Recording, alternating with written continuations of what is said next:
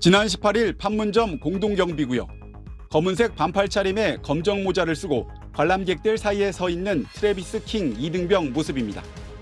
킹 이등병은 이후 판문점의 한 건물을 견학하다 갑자기 북측으로 뛰어갔다고 목격자는 전했습니다. And my first thought was, what an absolute idiot. I assumed he was sort of getting a mate to film it for some kind of TikTok stunt or something like that. But he just didn't stop.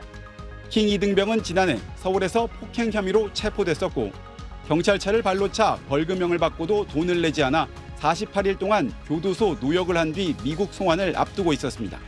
Fight with some Koreans, and it's kind of hard, believing that too. Like somebody had to push him to do that because he's not a violent type of person. 송환을 위해 공항으로 이송됐던 킹 이등병이 공항을 빠져나와 공동경비구역 견학 프로그램까지 참여하게 된 과정은 여전히 의문입니다. 미국 정부는 모든 접촉 수단을 동원해 북측에 연락을 취했다고 밝혔지만 북한은 아무런 답도 하지 않고 있습니다. North Korean television will tell us whether the North Koreans have decided that he's somebody they want to hold on to or somebody that they want to use.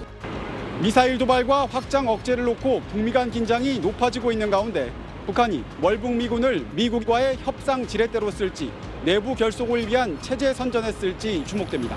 워싱턴에서 SBS 남승모입니다. 판문점 공동경비구역 JSA를 견학하다 돌연 월북한 미군 병사는 23살 트래비스 킹 이등병으로 파악됐습니다. One of our service members who was on a tour willfully and without authorization crossed the military demarcation line. We believe that he is in the BRK custody. 킹 이등병은 한국인을 폭행한 혐의로 2달가량 구금된 뒤 지난 10일 석방됐고 경찰차를 걷어차 벌금형도 받았던 걸로 확인됐습니다.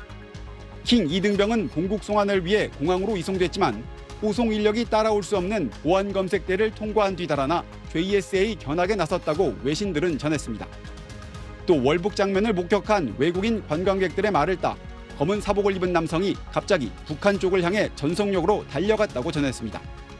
미 백악관은 바이든 대통령이 사건을 보고받았다며 국방부가 북한군 당국과 접촉 중이라고 밝혔습니다. We have also said our primary concern at this time is ascertaining his well-being and getting to the bottom of exactly what happened and what occurred. 북한은 미국의 확장 억제 강화에 반발하고 있지만 병사 송환 문제를 두고 북미가 마주 앉을 가능성이 제기되고 있습니다. 미군이 북한 군 당국과 직접 접촉에 나선 가운데 이번 사건이 북미 간 또 다른 긴장 요인이 될지 대화의 물꼬를 트는 계기가 될지 주목됩니다. 워싱턴에서 SBS 남승모입니다.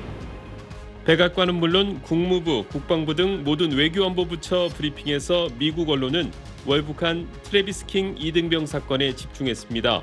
먼저 백악관은 북한군의 복수의 채널로 접촉 중이라면서 유엔과 스웨덴 그리고 한국과 협력하고 있다고 강조했지만 진전된 결과를 내놓지 못했습니다.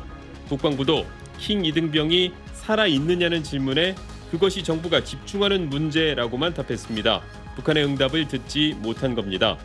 다만 킹 이등병에 대한 호위는 공항에서 보안구역 전까지만 이루어졌으며 달아난 경위는 조사하고 있다고 말했습니다. We don't know his motivations for why he did not board the plane. We don't know what he did in the hours between when he left the airport and when he crossed over. 그러면서도 지난 2017년 북한에 억류됐다 17개월 만에 돌아왔지만 6일 만에 숨진 대학생 오토 원비어 사건을 거론했습니다. 킹 이등병이 북한에 있는 게 매우 걱정된다는 뜻입니다.